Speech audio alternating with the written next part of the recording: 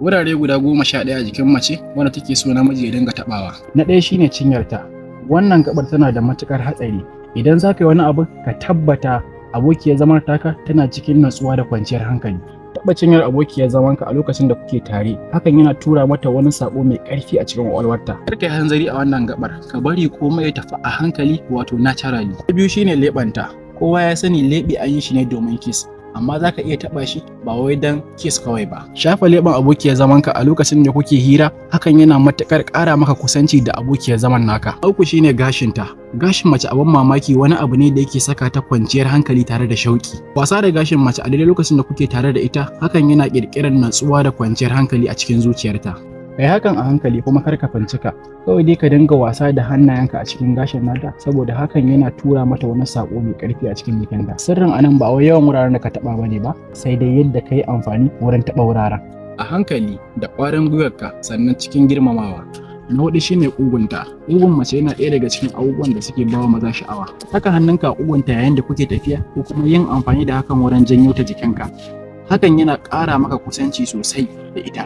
Hakan zai saka ta ji za ka iya bata kariya, kana da ƙwarin gwiwa sannan kai namiji ne. Na biyar shine wuyanta. Wuyan mace yana ɗaya daga cikin wuraren da suke da saurin karɓan saƙo a jikin mace. Taɓa wuyan mace ko kuma bayan wuyan mace hakan zai taimaka wurin ƙara maka kusanci da ita. Hakan yana nufin soyayya ce, kuma hakan yana tura mata wani saƙo mai ƙarfi a cikin ƙwaƙwalwarta.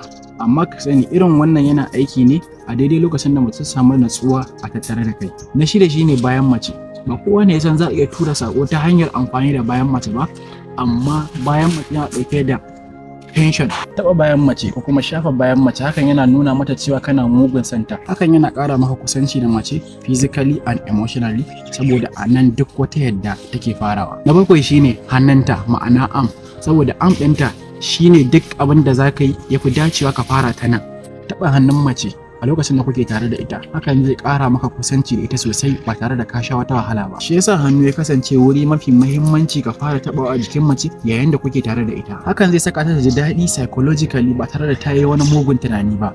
Na takwas shine yatsanta. Riƙe yatsan mace za ka ga kamar abu ne mai sauƙi, amma hakan yana nuna akwai babbar alaƙa tsakaninku ko kuma hakan yana da babbar ma'ana a tsakaninku, saboda riƙe hannun mace yana sakawa ku ƙirƙiri alaƙa ta ma'aurata a tsakaninku, saboda hakan yana nuni da aka iya bata kariya, akwai natsuwa, akwai soyayya mai ƙarfi a tattare da junanku. A ƙarshe dai ni ban yi bidiyon nan don ka je ka taɓa 'yar wani ba. Na yi bidiyon nan ne saboda masu aure da kuma masu niyyar yin aure, kuma na yi bidiyon nan ne don na yaɗa ilimi ba wai don iskanci ba. Sannan kar ku manta ina sai da takalma, kamar yadda kuke gani a nan takalma ne kala-kala. Ina ba da takalma a farashin sari kuma ina sayarwa ɗaiɗai. Zan tura maka takalma a duk inda kake a faɗin Najeriya. Kawai ka shiga profile ɗina, akwai namba ta WhatsApp wadda na aje, kai min magana mu gyaro ta. Allah ya sa mu dace.